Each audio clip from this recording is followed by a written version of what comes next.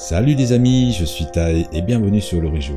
Les brochettes yakitori, ces fameuses brochettes de poulet japonaises avec une sauce teriyaki, se déclinent facilement afin de s'adapter au goût local.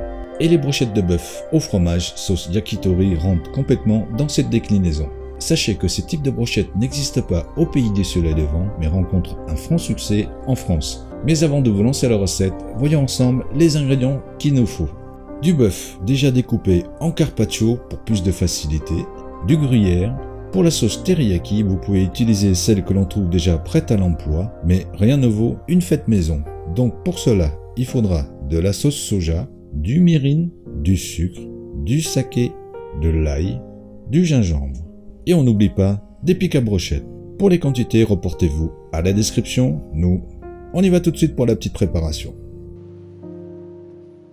Commençons par la sauce teriyaki en détaillant 2 tranches de 3 mm d'épaisseur de gingembre, écraser et éplucher la gousse d'ail.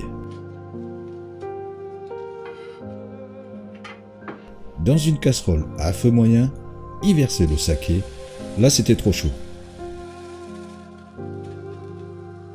Puis le mirin, la sauce soja, le sucre, les tranches de gingembre et l'ail. Dissoudre le sucre et laisser frémir jusqu'à ce qu'elle réduise d'un tiers. Et si vous utilisez une sauce prête à l'emploi, procédez de la même manière pour la réduction. Puis, en réserve. Détaillez le fromage en bâtonnets d'1 cm de largeur et de 5 à 6 de longueur.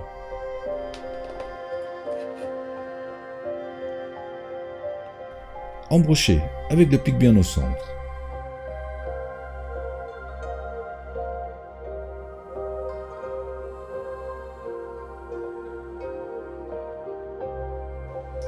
Disposez ensuite le carpaccio de bœuf sur une surface plane, badigeonnez de sauce teriyaki. Nous allons rabattre la viande de chaque côté afin d'avoir la même hauteur que le fromage, puis l'enrouler autour du morceau de fromage.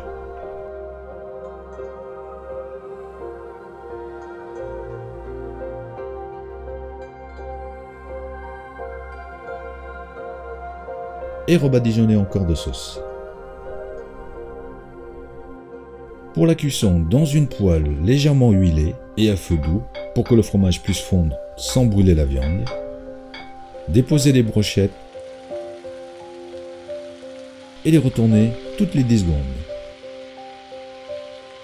Et lorsque le gruyère commence à fondre, on pourra les retirer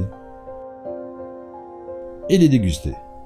Et voilà, toujours aussi simple et rapide et efficace comme d'habitude. En attendant de vous retrouver pour une nouvelle vidéo, on vous dit à bientôt et bon appétit!